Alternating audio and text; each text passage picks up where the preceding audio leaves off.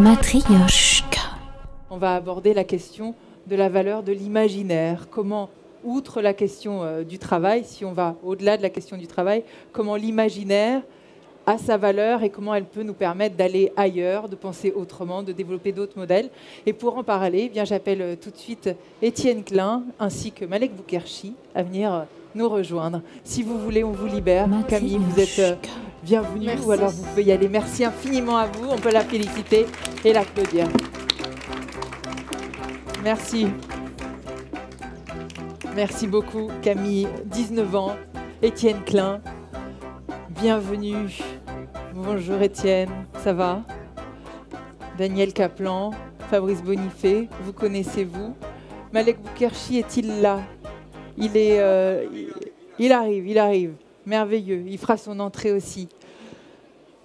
Vous allez bien, Étienne Klein?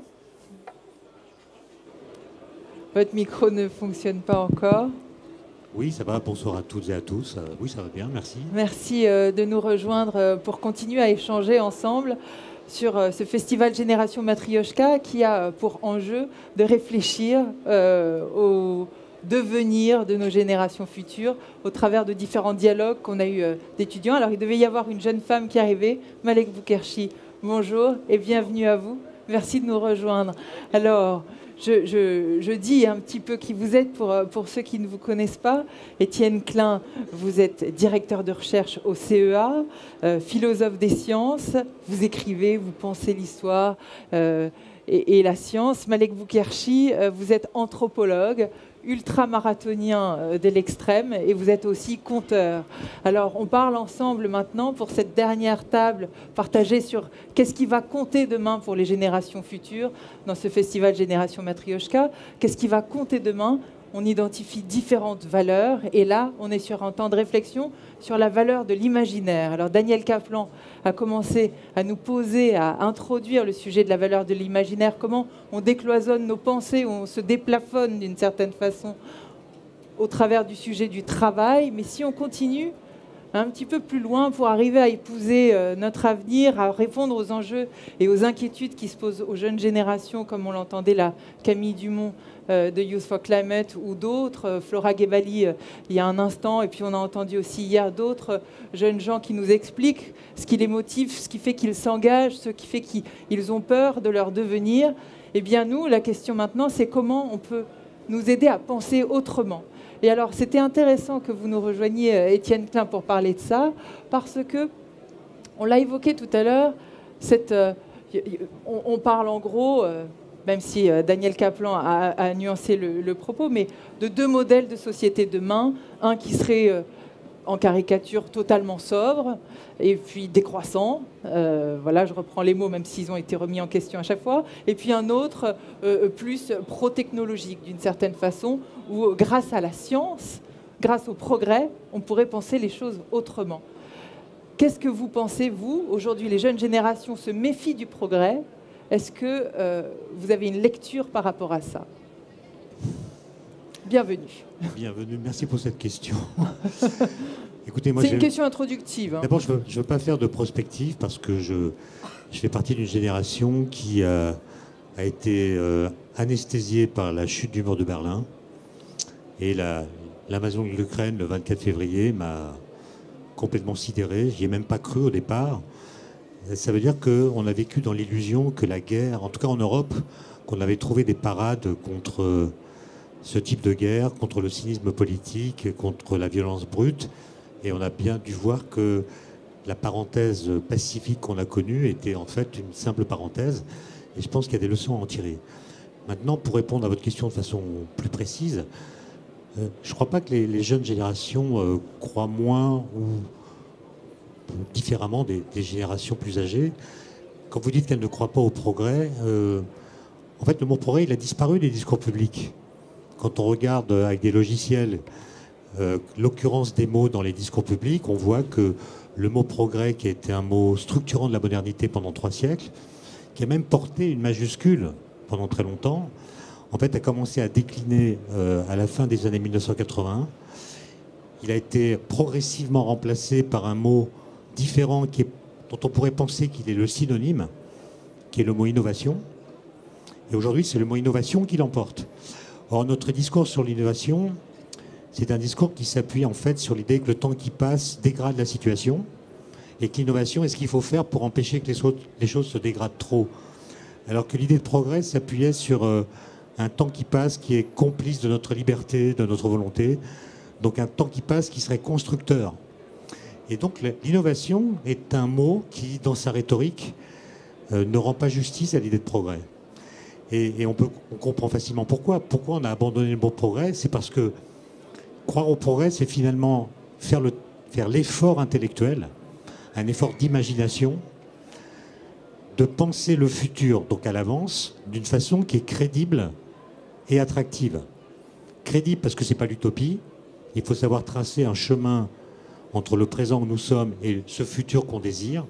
Et il faut que ce soit attractif parce que le progrès n'étant pas automatique, il faut travailler à le faire advenir. Il faut même se sacrifier pour lui, disait Kant.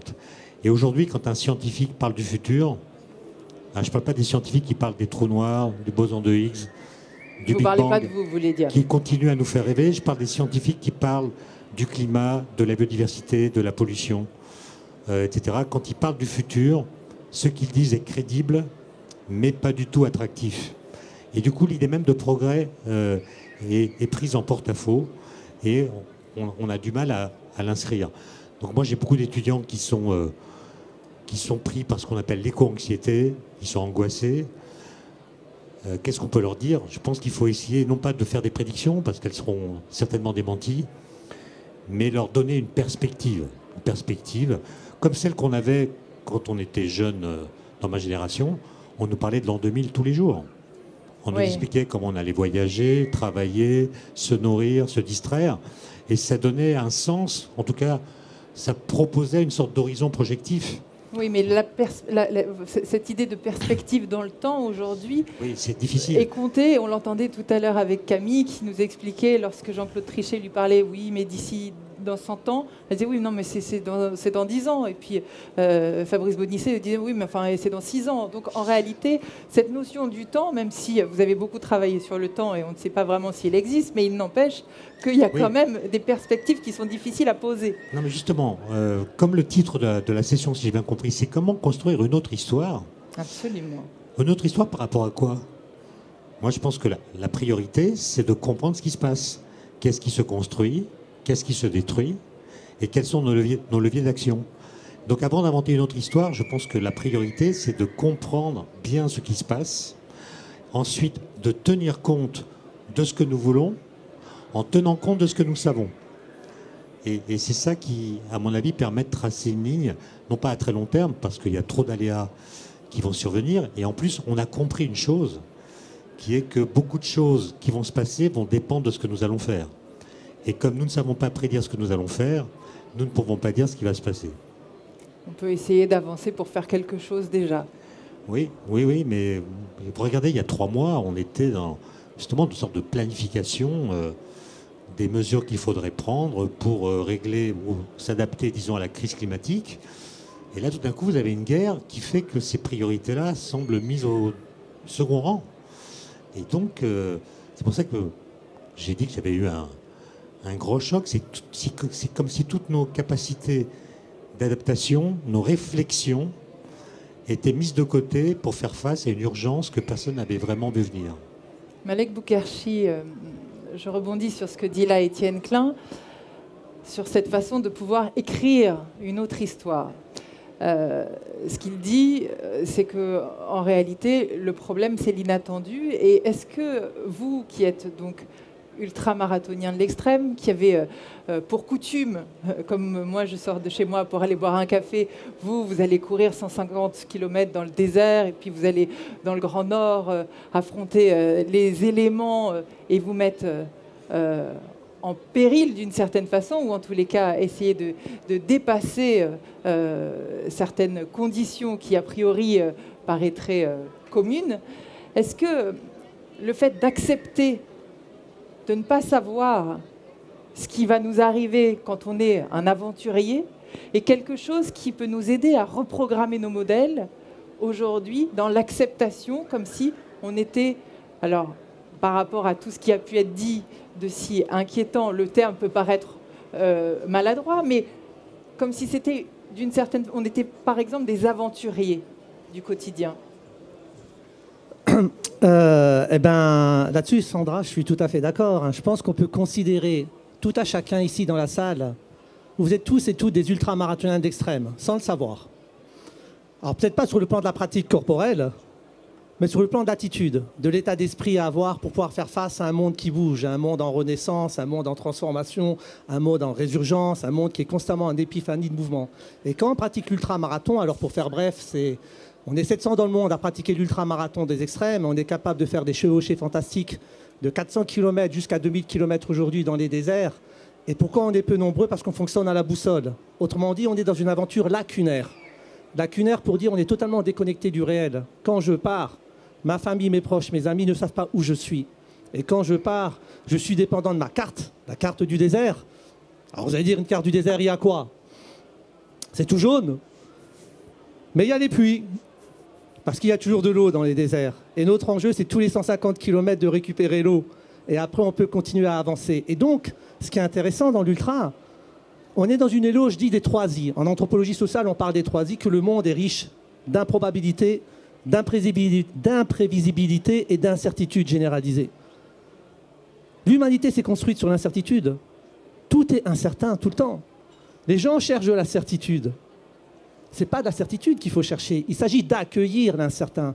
Et lorsqu'on est dans cet état d'esprit, cette capacité à accueillir l'incertain, alors on va développer cette qualité remarquable que nous, on développe modestement. Moi, je parle d'adaptance.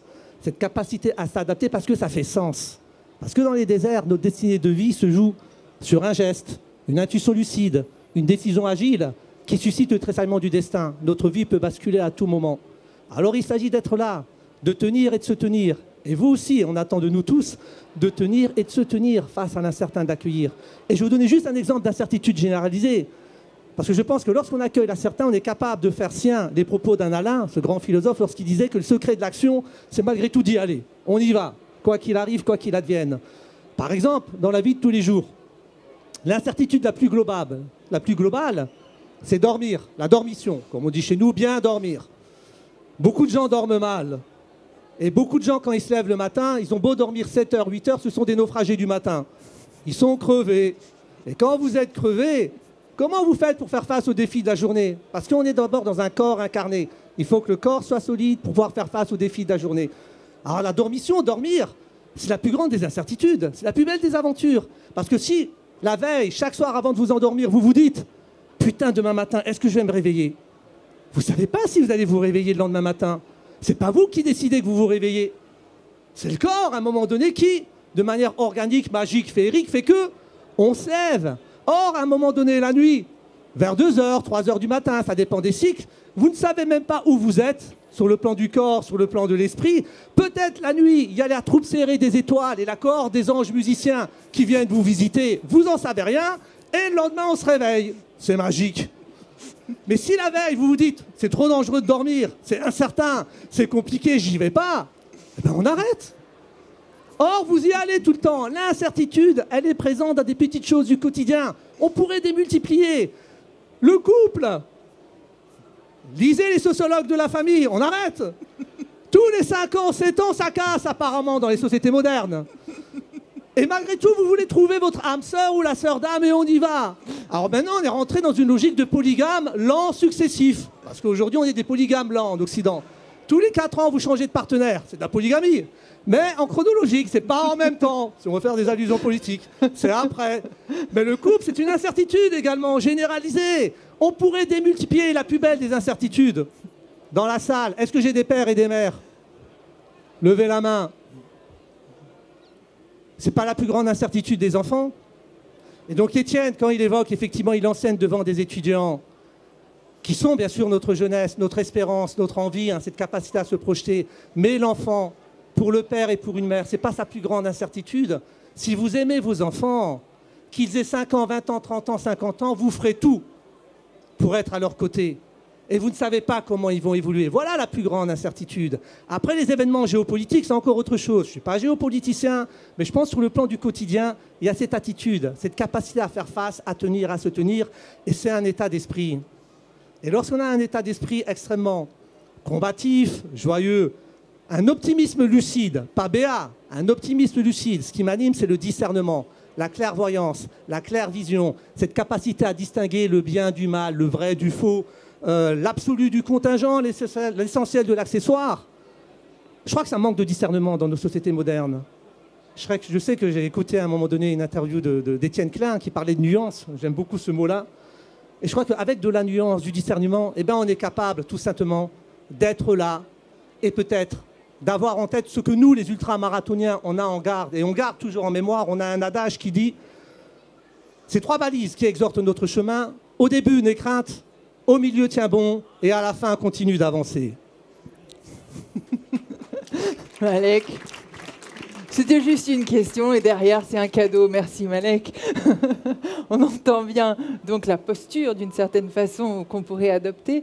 Vous venez d'écrire, Étienne Klein, un livre, 33 idées de génie qui ont bousculé la physique. Et par rapport à ça, ce qui nous intéresse ici, sur la façon d'écrire une histoire aussi différente, c'est comment finalement l'idée de génie, elle arrive. Parce que parfois, on se dit on aurait bien besoin d'une idée de génie quand on voit le travail que fait Daniel Kaplan avec ses groupes de travail, que ce soit sur le travail justement, mais sur différents sujets pour essayer d'aller explorer d'autres imaginaires ailleurs, d'autres narratifs, d'autres narrations. On se dit mais finalement, il y a un travail énorme et là, on a un problème encore plus énorme. Est-ce qu'on ne pourrait pas avoir juste l'idée de génie qui tombe comme ça? Alors, comment ça marche l'idée de génie, Étienne Klein? Bon, c'est quand même difficile de parler après Malek. C'est pour ça que j'ai pris un peu de temps. C'est aussi difficile de courir après lui. Je l'ai vu à Chamonix. Bon. Il parle de l'optimisme. Moi, je me souviens de la définition de l'optimisme que donnait Jean d'Ormesson. Il disait un optimiste, c'est un gars qui fait ses mots croisés avec un stylo bille. Et alors on pourrait la compléter en disant un pessimiste, c'est quelqu'un qui ne fait pas de mots croisés parce qu'il a peur d'échouer. Et quelqu'un comme Malek, c'est quelqu'un qui dit bon, on y va, mais on y va avec un crayon noir et une gomme. C'est ça? J'ai résumé?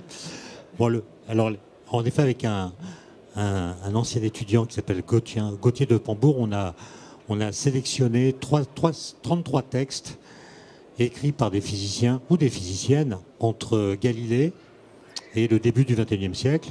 C'est des textes qu'on a commentés qui contiennent une idée géniale, c'est-à-dire une idée qui a coupé l'histoire en deux. Il y a un avant et un après, parce que cette idée, qui est parfois émise de façon embryonnaire, a changé la donne et a ensuite engendré des évolutions, voire des révolutions dans l'histoire de la physique. Alors, être génial, c'est pas avoir une propriété qui s'appelle le génie. C'est-à-dire, tous ces gens qui ont eu des idées géniales ne sont pas forcément géniaux en tout. Moi, ce que j'appelle le génie, c'est la rencontre historique entre une intelligence particulière et un type de problème qui se pose à une époque. Ce qui veut dire qu'un type qui a été génial en 1905, je pense à Einstein, s'il était là aujourd'hui, n'aurait peut-être pas d'idée géniale parce que le contexte n'aurait pas été celui qui convenait le mieux au percées que son intelligence particulière lui permettait de faire. Donc le contexte compte. Donc moi, je ne suis pas sûr qu'on manque d'idées géniales. En physique, en tout cas, il y a beaucoup d'idées géniales. La question est de savoir lesquelles sont justes. Or, les idées qu'on a vont au-delà des capacités que nous avons de les tester expérimentalement. Et donc, on est plutôt dans une situation où il y a énormément d'idées, mais il n'y a pas trop de moyens expérimentaux de les sélectionner et de voir lesquelles correspondent à des idées que la nature aurait eues également, si j'ose dire.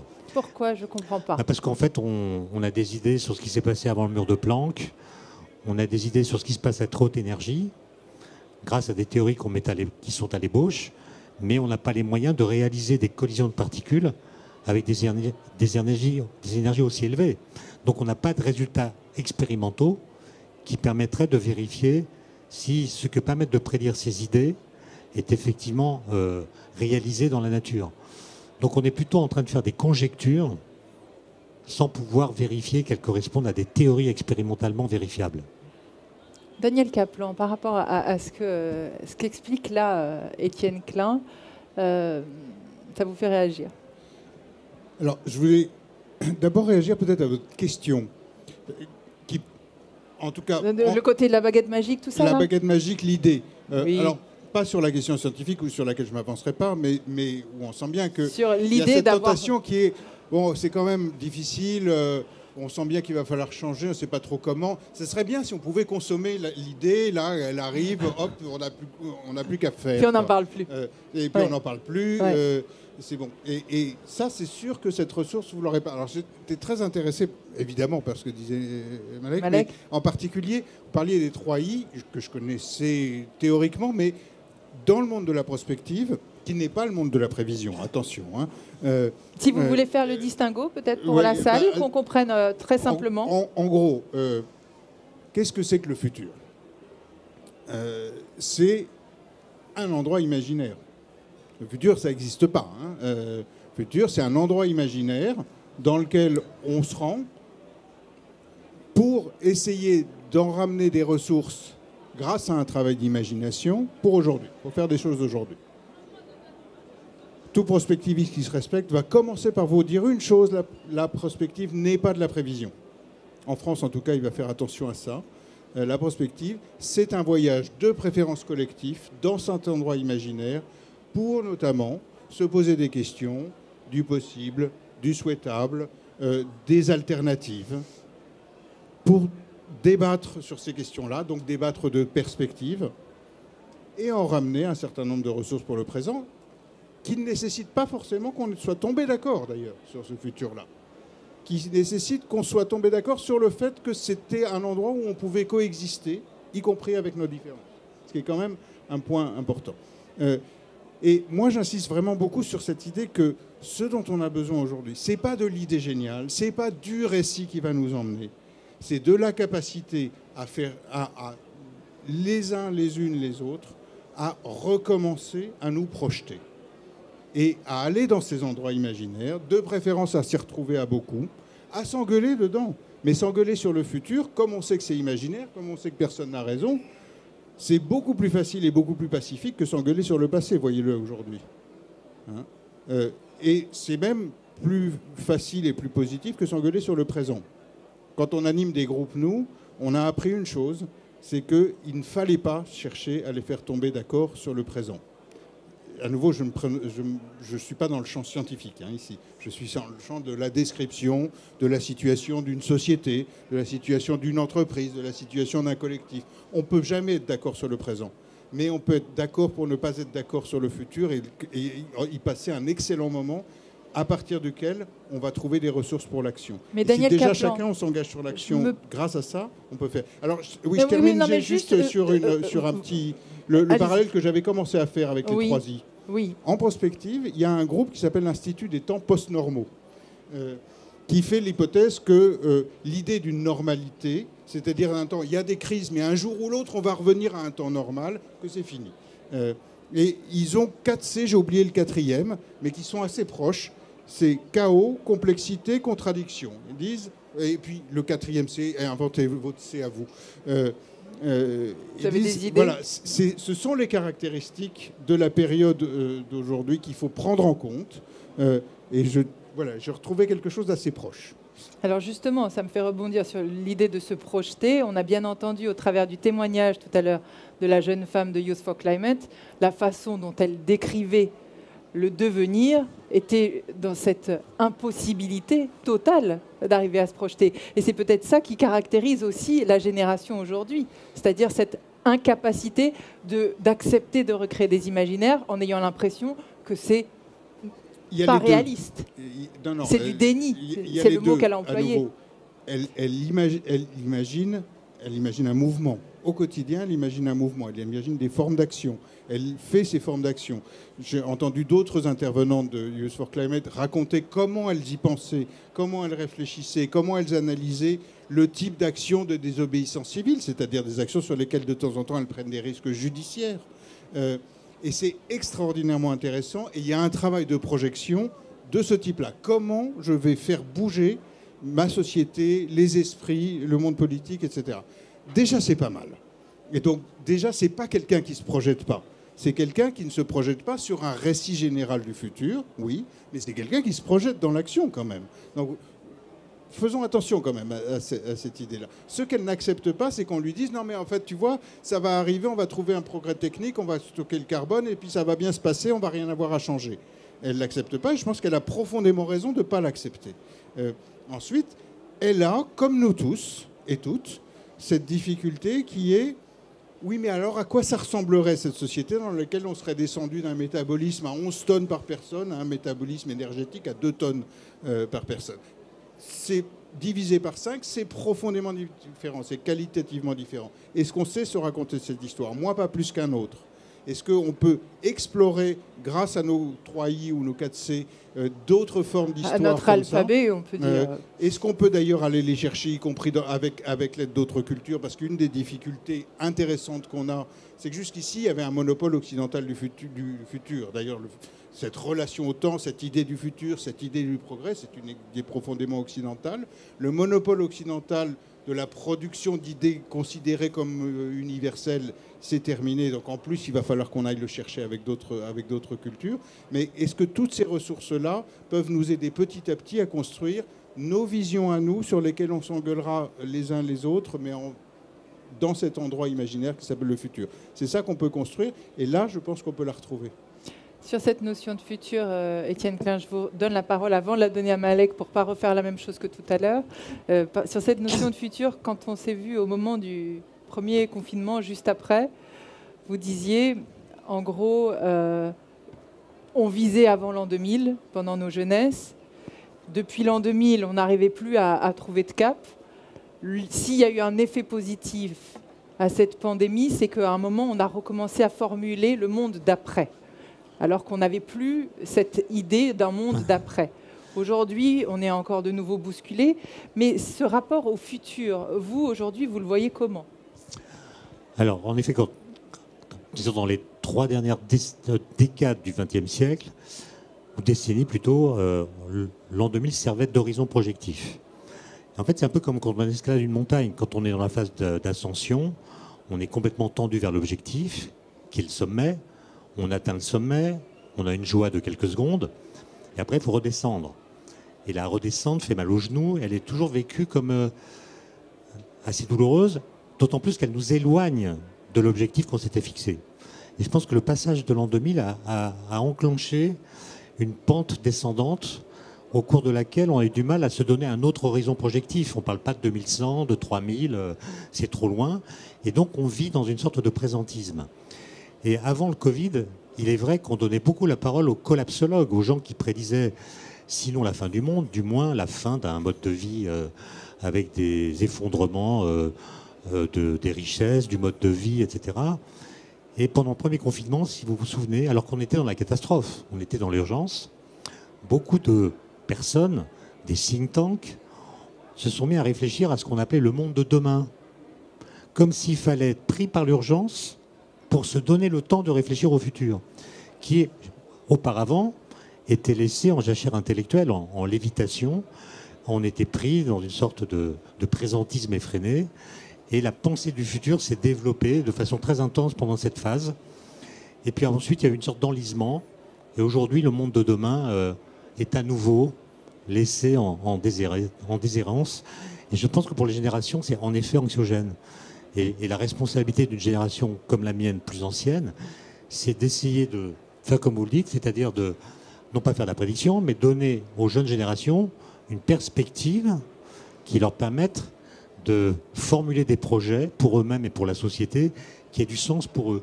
Mais je crois que le mouvement est en cours. Enfin, moi, mes étudiants, d'après ce qu'ils me disent en tout cas, ils cherchent à trouver un travail qui ait du sens pour eux.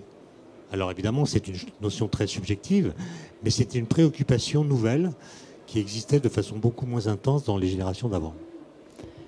Malek Boukherchi, de quelle façon on arrive à se projeter, à votre sens, dans le futur? Qu'est-ce qui peut aider à le faire? Je crois beaucoup aux rêves, et je crois beaucoup aux espérances, et je crois beaucoup à l'imaginaire. Mais en tant que conteur, parce que je suis aussi conteur, ah oui. Alors c'est intéressant, nous les conteurs, on n'est pas dans la projection du futur. Nous, on essaye modestement peut-être de porter un regard neuf sur un monde vieux. Et ça, c'est différent. Porter un regard neuf sur un monde vieux. Ça veut dire quoi? Ça veut dire que tout simplement, lorsqu'on est capable de conter, raconter, je crois que le récit c'est ça, l'imaginaire c'est ça, et tout le monde est capable de conter, raconter, c'est célébrer dans l'homme, c'est célébrer dans la femme, c'est célébrer dans l'enfant sa part éternelle, et reconnaître à travers le mystère qu'il habite, l'authentique dimension de sa vocation, celle de faire face à l'adversité ou à toutes les adversités. Parce que si l'adversité est grande, on a toujours su trouver des solutions, l'humanité, pour faire face à l'adversité. Et c'est dans les épreuves qu'on fait ces preuves. Et ce qui est intéressant dans les histoires, dans les contes, dans les récits, dans les méta-récits, on se souvient, on est souvent amnésique, on veut toujours se projeter vers le lointain, et on a tendance à oublier ce qui s'est passé jadis. Et nous, dans la tradition berbère, on dit souvent, on a un adage qui dit « pire que l'avenir incertain, l'absence de passé ». Des racines et des ailes. Eh bien, il y a de ça. Effectivement, on dit, c'est vrai, c'est un adage berbère où on dit, nous, chez nous, en Kabylie, nous ne pouvons transmettre que deux choses à nos enfants, des racines et des ailes. Des racines parce que nous sommes des êtres de mémoire, ancrés dans un rhizome, ancrés dans une trajectoire, ancrés dans une histoire. Il s'agit d'en être fier, quelle que soit l'histoire. La plupart de la jeunesse défavorisée, je le vois dans les quartiers plus ou moins compliqués, ils n'ont plus cette connexion à l'histoire avec leurs parents. Parce que ça ne parle pas, parce que ça n'échange pas, parce que ça ne partage pas, parce qu'il y a aussi cette loi du silence. Moi, j'ai grandi avec une génération de parents qui étaient des taiseux, où la parole ne circulait pas également. Nous, en tant qu'enfants, on n'avait pas le droit d'interviewer, de questionner nos parents pour dire « Pourquoi tu es venu ici? Qu'est-ce qui t'a fait venir en France? Qu'est-ce qui a poussé ces logiques d'immigration ?» Après, on les connaît, d'autres raisons, mais on aurait voulu entendre. Moi, j'aurais voulu entendre d'histoire de la part de papa, de la part de maman, mais peu importe. Après, il y a cette fierté, on va aller chercher, on va aller investiguer. Et l'être de mémoire n'est rien sans l'être de promesse. On est tous des êtres de promesse. Et en ces temps de questionnement et de cacophonie identitaire, je crois qu'il est bon d'avoir en mémoire. Je vais vous raconter juste une petite histoire très rapide de la sagesse maori qui s'appelle l'arbre et la pirogue. Et pour moi, tout est dit. Et lorsqu'on est capable de se souvenir, on est capable de voyager. Et voyager, c'est raconter. Raconter, c'est savoir. Savoir, c'est transmettre. Parce que nous sommes des êtres de transmission, tout simplement. Et je crois que la perspective, c'est cette capacité à transmettre, à embarquer, à fédérer. Et sur ce dialogue permanent entre hier, aujourd'hui et demain, entre hier et demain, entre l'être de mémoire et l'être de promesse, les Maoris nous disent ceci. Nous sommes toujours partagés par le désir d'aventure, de quête. Et donc, on est toujours attiré par la pirogue. Parce que la pirogue, c'est quoi, nous disent les Maoris? C'est l'aventure, c'est l'ailleurs, c'est l'inconnu, c'est le risque. Et constamment, on n'a qu'une envie, c'est d'aller voir ailleurs, parce qu'on pense qu'ailleurs, l'herbe est beaucoup plus verte, classique. Mais on a tendance à oublier qu'on est aussi des êtres reliés à un arbre. L'arbre, c'est l'enracinement, c'est le rhizome, c'est la sécurité, c'est le connu par rapport à l'inconnu, c'est forcément la tradition par rapport à la modernité. Et donc, on est constamment balancé, nous disent-ils, entre l'arbre et la pirogue. À un moment donné, c'est la pirogue qui nous attire. À un moment donné, c'est l'arbre. Jusqu'au jour où on comprend que c'est avec l'arbre que l'on fabrique la pirogue, et pas l'inverse. Petit temps de silence. Et je passe la balle à Fabrice Bonifay. Par rapport à tous ces explorateurs de l'imaginaire qu'on entend ici, et par rapport au travail que vous devez mener sur le terrain pour aider à transformer les modèles, la façon de penser, la façon de construire, de produire, par rapport à l'évolution des usages, par rapport à tout ça, quand vous entendez, ça produit quoi chez vous comme réaction? Vous vous dites que c'est un beau moment narratif, ou alors ça résonne sur du faire, AIRE? Enfin, dans les entreprises, c'est le royaume du pragmatisme. C'est pour ça que je vous pose la question. Donc on est très loin de ces pensées philosophiques. Qui peuvent être pragmatiques, c'est pour ça que je vous pose la question. Mais pourtant, Dieu sait si on en a besoin, parce qu'on a besoin de créer ce futur désirable. Et donc il faut raconter des histoires qui donnent envie. Si simplement l'écologie est perçue comme punitive, comme beaucoup s'attardent à le dire, ça ne va pas donner envie. Donc on a besoin d'ailleurs, pour la transformation, d'utiliser des artistes et des gens talentueux comme il y a ici autour de cette table, pour raconter des belles histoires. On en a vraiment besoin. Et d'ailleurs, je trouve ça intéressant qu'il y ait de plus en plus de scénaristes qui s'appuient sur des dystopies positives ou des comédies. Tout le monde a vu Don't Look Up. Ça aide beaucoup à prendre conscience de faire ce genre de choses. Mais d'une façon plus pragmatique, hélas, on sait que le futur ne sera pas une continuité linéaire du passé. Hein. Ça, maintenant, on le sait, parce qu'on sait que le business, c'est des matières premières et l'énergie, je l'ai dit. Et il y en aura moins. Donc, finalement, ce qui va faire qu'on va se transformer, ce sont des crises successives. Hélas. Hélas, parce qu'on n'a pas cette capacité de projection. On n'a pas cette capacité de changer avant le drame. Donc, on anticipe très peu, en fait. Parce que, le bug humain l'explique, mais il y a d'autres auteurs qui sont revenus sur ce sujet. Mais cette capacité de projection, d'adaptation pour le futur, on ne sait pas le faire. On s'adapte quand il y a un problème. Et les entreprises innovent, en fait, quand il y a une contrainte. Alors, la contrainte, elle peut arriver de partout. Hein. Ça peut être une contrainte réglementaire, une nouvelle régulation. Ah, bingo, il faut s'adapter. Ça peut être le concurrent qui a sorti un truc mieux que ce qu'on est en train de faire. Ah, il faut s'adapter. Il n'y a pas d'innovation sans contrainte. Et donc, les contraintes à venir, elles vont être physiques. Physiques. Il va y avoir moins d'énergie, moins de matières premières disponibles. Donc, il va falloir qu'on s'adapte.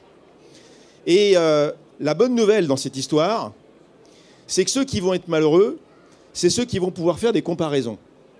C'est ceux qui vont se souvenir du monde d'avant par rapport au monde d'après. Mais ça ne dure pas très longtemps, ça dure une génération. Ce qu'on appelle le shifting baseline. C'est quoi le shifting baseline? C'est-à-dire qu'en fait, nos grands-parents pêchaient des gros poissons. Ils étaient contents de pêcher des gros poissons. Nos parents ont pêché des plus petits poissons parce qu'il n'y avait plus de gros poissons. C'est une métaphore, bien sûr. Et puis les enfants pêchent des plus petits poissons parce qu'ils ne savaient pas qu'il y avait des gros poissons dans le temps. Et on finit par s'adapter, en fait, on finit par oublier. Et peut-être, hélas, et je vais vous dire un truc affreux, que nos enfants, nos petits-enfants, ça sera normal, dans 60 ans, de passer juillet, août sous terre, parce qu'au-dessus, ce sera invivable. Et ce sera normal. Et on va s'habituer à cette anormalité, mais de l'anormalité de ce moment-là. Et c'est ça qu'il faudrait pouvoir éviter quand même. Parce que, hélas, on partage avec le rat et le cafard une capacité d'adaptation extraordinaire, de résilience. Mais ça finit quand même par jouer quand même gravement sur notre cerveau, cet inconfort. Donc si on veut rendre le futur désirable, eh bien cette déconsommation qui va s'imposer à nous, eh bien, il faut se dire finalement, et ça a été dit, je pense, plusieurs fois dans cette table ronde, ce qui rend heureux les gens, c'est des choses pas commerciales, comme disait Alain Souchon. Hein, c'est les câlins, c'est de manger bien, c'est les amis, c'est de socialiser avec les gens, c'est ça qui rend heureux. Et donc, comme on va devoir déconsommer, pour passer de 11 tonnes à 2 tonnes, il va falloir transférer l'ultramatériel consumériste en immatériel social. Et donc, c'est ça qui pourra peut-être nous faire accepter le fait qu'il va falloir vivre d'une façon plus sobre. C'est la seule solution. Et on a besoin des artistes pour nous raconter des belles histoires comme ça et nous donner envie d'aller vers la sobriété heureuse, comme disait Pierre Rabhi. Daniel Kaplan, peut-être... Applaudissez, applaudissez. Daniel Kaplan, peut-être parce qu'on arrive à la fin de notre temps d'échange ensemble, mais par rapport à la salle qui se trouve en face de nous, sur ce travail de recherche que vous menez, sur cette idée de justement essayer de décloisonner les imaginaires, il y a des méthodes que vous mettez en place, il y a des travaux, des groupes de travail que vous construisez. Est-ce qu'il y a des choses que vous pouvez partager pour aider chacun, donner des petites graines pour que chacun puisse derrière penser et trouver des moyens pour penser autrement? Il n'y a pas de méthode miracle, mais... non, mais ça, j'ai compris de tout, mais bon, je pose... Mais peut-être, on commence toujours par une chose. On demande aux personnes qui viennent et qui sont, par exemple, des personnes en entreprise, donc pragmatiques, et qui souvent d'ailleurs se glorifient, on l'a fait avec des politiques, hein. Beaucoup de politiques actuellement se glorifient de dire moi je suis pragmatique, je ne fais pas d'idéologie, je n'ai pas d'imagination. Je me dis pourquoi tu fais de la politique, mais bon ça c'est en passant, mais on leur demande de venir avec une référence artistique et fictionnelle personnelle qui leur parle du sujet dont on va parler. Le travail, la mobilité, l'entreprise, etc. Au début, j'en ai pas, mais en fait, ils en ont toujours. Alors, il faut accepter que quand on dit une référence, c'est pas que de la grande culture, ils viennent avec ce qui leur parle. Et d'un coup, quand la conversation qui s'établit, à partir de ça, à partir de la série, la BD, le bouquin, l'œuvre plastique, la pièce de théâtre, que les gens qui leur parlent du futur de l'entreprise, vous êtes en 5 minutes dans une conversation d'un groupe sur des perspectives, sur un mélange intrinsèquement humain de connaissances, expériences, valeurs, sensations, sentiments. Et les gens, vous êtes dans une conversation. Donc commencez par ça. Commencez à aller vous dire, mais moi, c'est quoi les références qui me parlent quand je réfléchis à ces sujets-là? Et éventuellement, parlez-vous ensemble de ces choses-là. Peut-être la deuxième chose, à nouveau, j'insiste sans arrêt sur cette idée qui est, il ne faut pas qu'on demande aux artistes, et nous, qu'on demande aux artistes de venir nous raconter des histoires, il faut qu'on demande aux artistes de nous aider à en raconter. C'est ce que je vous demande de faire. Voilà. Alors, vous n'êtes pas un artiste, mais il y a quand même quelque chose. Donc, de nous aider à en raconter. Et du coup, s'il y avait une chose qu'il fallait qu'on apprenne, et en tout cas, nous, on a appris que c'était ça qu'on devait faire dans nos ateliers, c'est de nous donner des contraintes narratives, d'apprendre des techniques, non pas de style, on ne devient pas tous un bon écrivain, mais on peut tous et toutes plus facilement apprendre comment se construit une histoire, comment on construit un personnage, comment on construit une situation, comment on commence à les faire interagir. Et être capable de commencer à construire une histoire, c'est être capable de commencer à se projeter, en fait.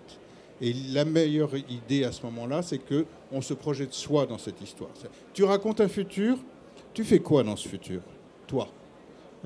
Et pas seulement d'ailleurs tu t'adaptes, il y a une question qui est l'adaptation, mais tu joues quel rôle dans le fait que ce futur advienne? Quand vous commencez, et c'est possible, des gens qui ont commencé par nous dire « j'ai pas d'imagination, je sais pas écrire, etc. » sont tous et toutes capables de faire ça. Notamment quand ils commencent à se projeter eux-mêmes ou elles-mêmes dans ces futurs-là. Donc, voilà. Ça produit quoi dans nos petites vies quotidiennes, ça?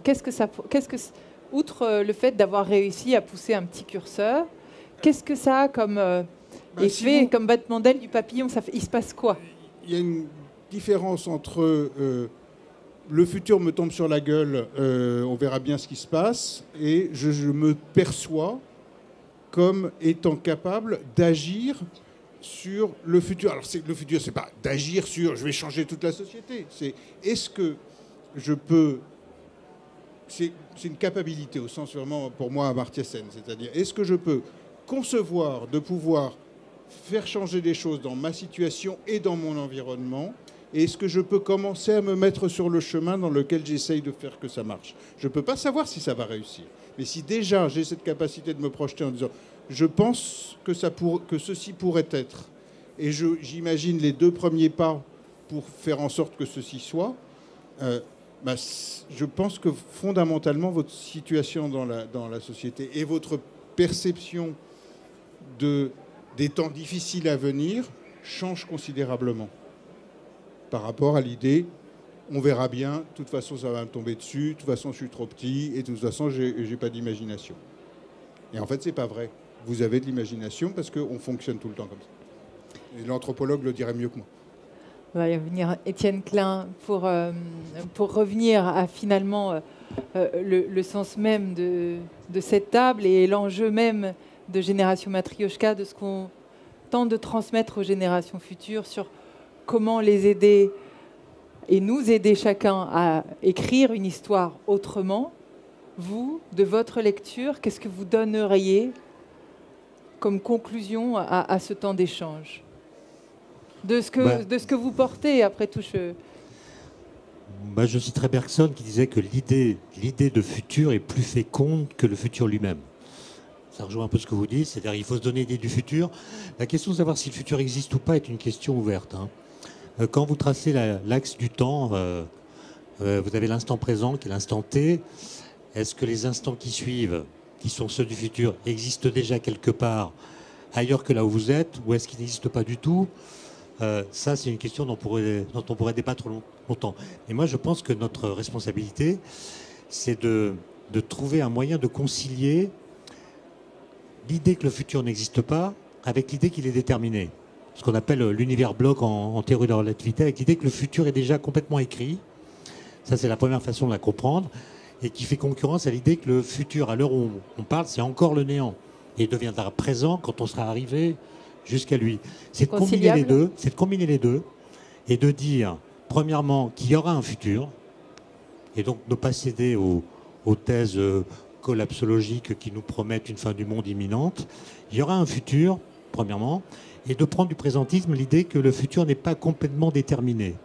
C'est-à-dire qu'il y a place pour les projets, pour le désir, pour l'envie, pour l'imagination, en évitant quand même le délire. Il ne s'agit pas de penser l'utopie. Il s'agit quand même de penser un futur vers lequel on pense pouvoir aller. C'est-à-dire, on essaie de le penser à partir de ce qu'on désire, mais aussi à partir de ce qu'on sait. Et ce que vous avez dit tout à l'heure m'a plu, parce que je trouve qu'on est capable de développer toutes sortes de stratagèmes intellectuels pour ne pas croire ce que nous savons. Il y a des choses qu'on sait, mais on n'y croit pas. Prenez les climatologues. Moi, je travaille au CEA. Il y a des climatologues qui travaillent dans le bâtiment à côté du mien.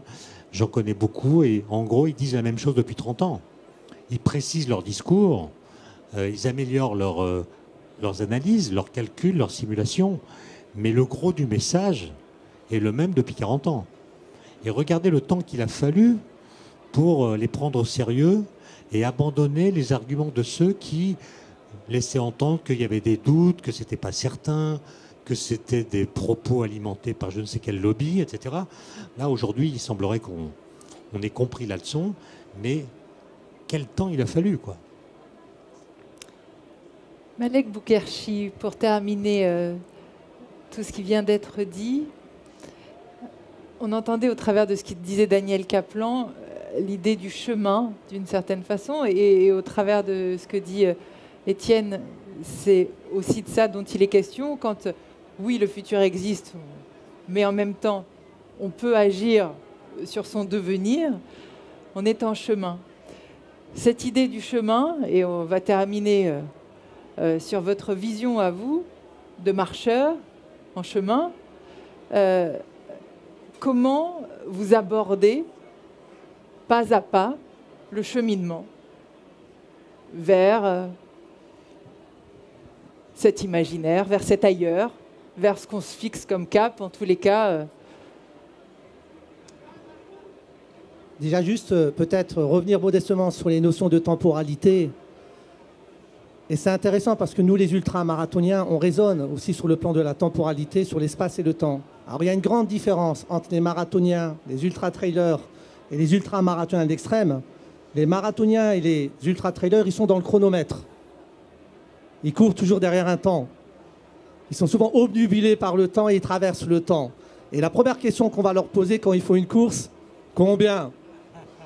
On ne leur demande pas par l'état émotionnel, raconte-moi l'histoire, par où tu es passé. On va juste leur demander combien.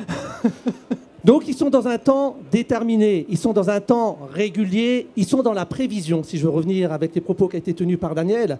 Parce que quand on est bien entraîné avec un coach, on va vous entraîner de manière précise et vous êtes capable de faire ce temps sur marathon à la seconde près. À l'inverse, nous les ultramarathoniens, on n'est pas dans la prévision, on est dans la prévoyance.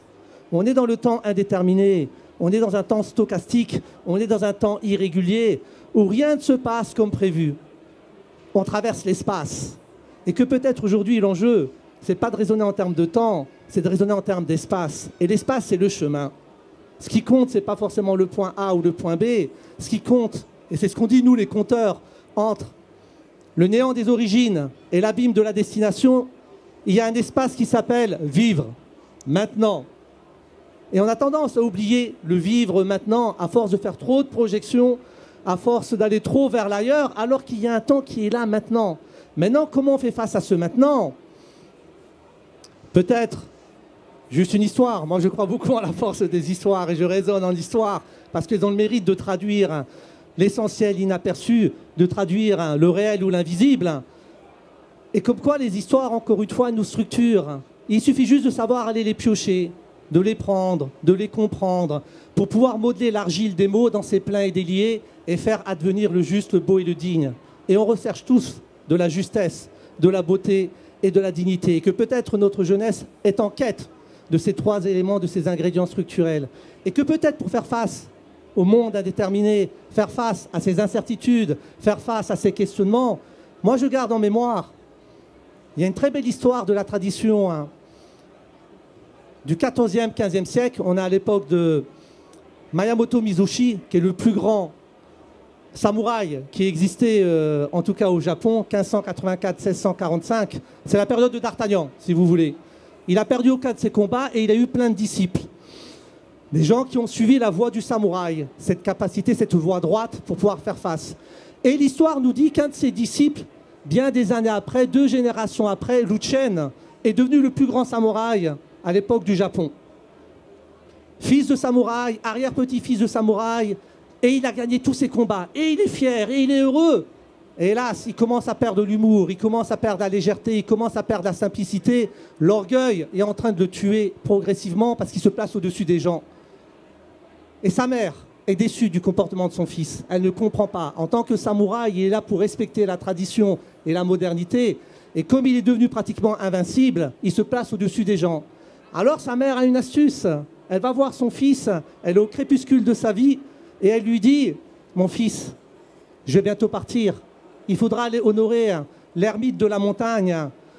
Va le voir et va faire bien sûr des libations, va faire des dons pour que mon âme puisse traverser l'ailleurs de manière la plus sereine qui soit. Son fils, le plus grand samouraï du Japon, lui dit, mais tu veux que j'aille voir ce pauvre clochard, là-bas, là-haut? Moi, le plus grand samouraï, c'est pour ma mère, c'est pour moi, dit la mère. Fais-le pour moi, c'est pas pour toi. Alors il y va, à regret, en se disant, bon, je vais faire les libations, et une fois que c'est fait, je vais retrouver mon dojo, et je vais retrouver, bien sûr, ma place dans la société. Et quand il rencontre cet ermite, cet anachorète de la montagne, eh bien, il est charmé par la force du silence. Il est charmé par sa présence silencieuse agissante. Il est charmé par son regard silencieux, par son rire jubilatoire, par sa parole puissante.